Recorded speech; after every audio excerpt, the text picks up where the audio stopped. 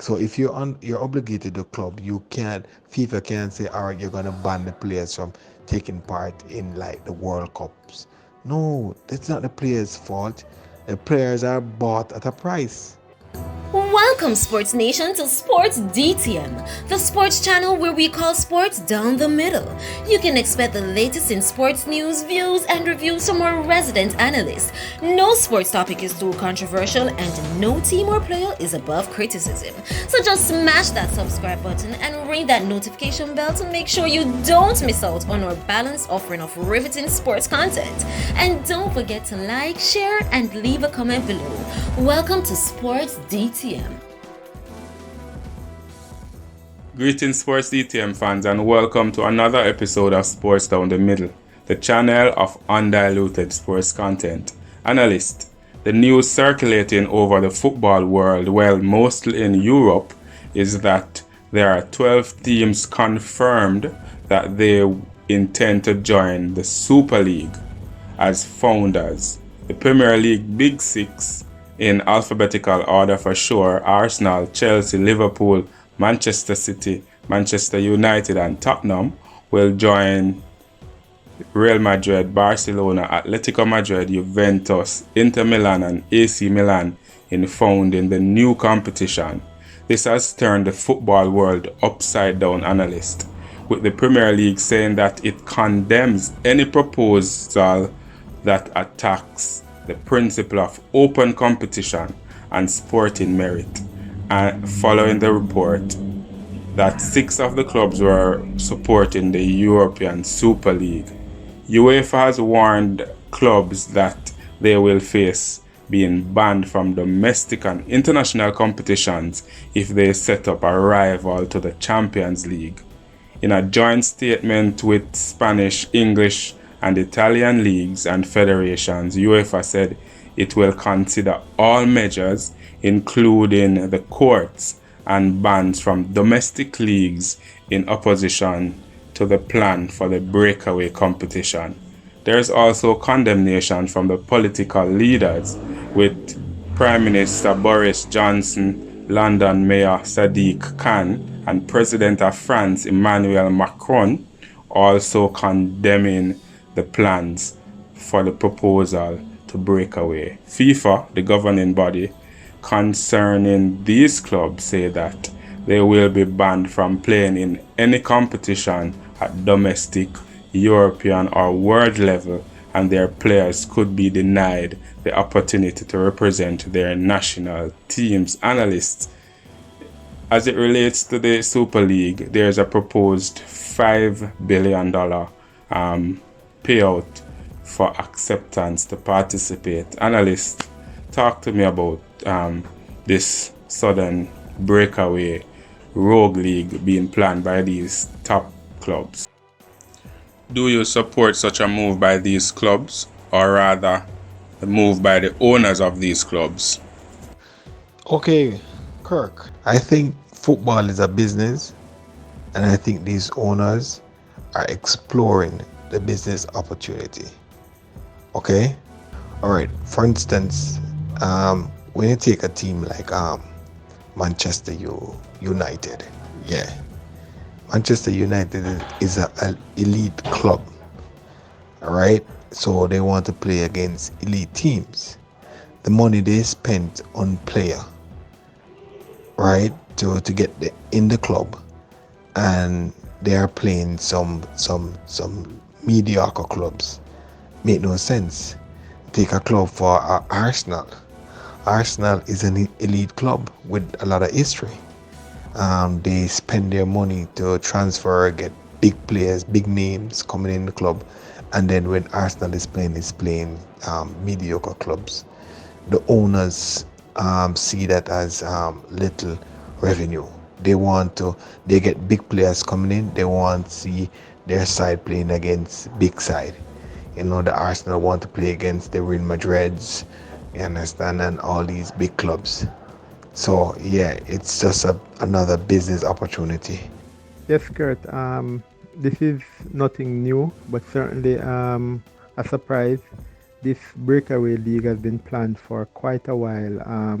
Years going back, we heard about the big clubs wanting to play more frequently against each other. And we know that over time, it has no longer become the love of the game, but it's all about the money, right? And the pandemic has actually strengthened that case or that argument, and the pandemic has basically pushed forward the real intentions of the club. We knew that UEFA had come in with financial fair play rules to kind of limit what clubs can do, but these clubs have now seen money being dangled before them that they can actually make a faster return on their investment. They are mainly American owners, overseas owners, and they want to actually cash in as quickly as possible. So this is not about the love of the game. They have little interest in the beautiful game of football. They want to see how quickly they can actually line their pockets, and that's a sad situation. Do you think the respective leagues have the guts to punish these clubs in the way UEFA is proposing? Based on the threats that are being thrown out by the local football associations, all the teams that are currently involved, the founding teams, the founding clubs that are currently involved in the Super League, are going to get thrown out of their local leagues. So, the 6 clubs that are involved from the English Premier Leagues will get thrown out. That means it will have a few of the impacts it can have on the league.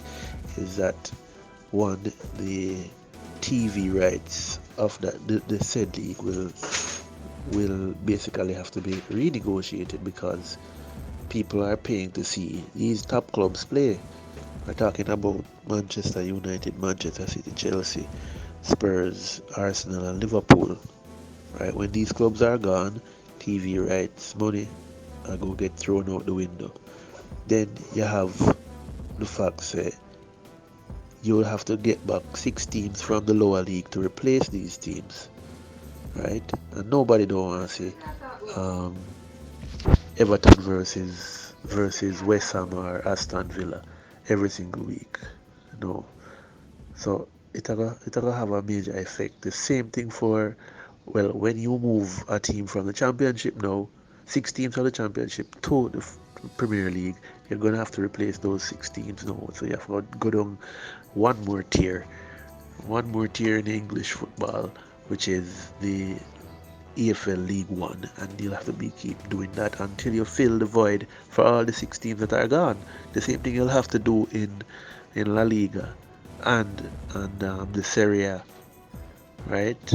It's going to be a major shaking up for all the teams, all the leagues, and I really can't begin to imagine the effect it will have, the rules the changes that are going to be made, everything. We can't imagine it. So right now, this thing really come from mash up football as we know it, but I must say that it is good on the Bundesliga and the league on rejecting the call to be founding clubs, specifically Bayern Munich, Borussia Dortmund, and Paris Saint-Germain. I would say kudos to them for standing up for football in this regard. So, yeah, man, major shake-up, and stuff might happen that we don't even know yet. But, yeah, man, it's going to be rough going forward for football. What implication this will have on the respective local leagues? Yes, Kurt. Not surprisingly, UEFA and the respective leagues have come out swinging, and they're sending out the sound of players and clubs dancing to the tunes of bands, more bands. Banned from the domestic league, banned from European tournaments such as the Champions League, banned from the Euro 2021, bans from the World Cup. It's all bans that are being dished out and threats of bans by the UEFA association as well as the local bodies. Will we see potential protest from the players, like what we're seeing from the fans who are protesting with banners saying football is for the fans? Yeah, I'm thinking that the players should actually protest. A decision was made without consultation with the players at all. And the impact, with the punishment to be levied is going to affect the players big time. Because if I want, say I'm a player and I have World Cup dreams and aspiration, and I'm told that I can't partake in any World Cup because I play in this breakaway league, that's a big impact on me.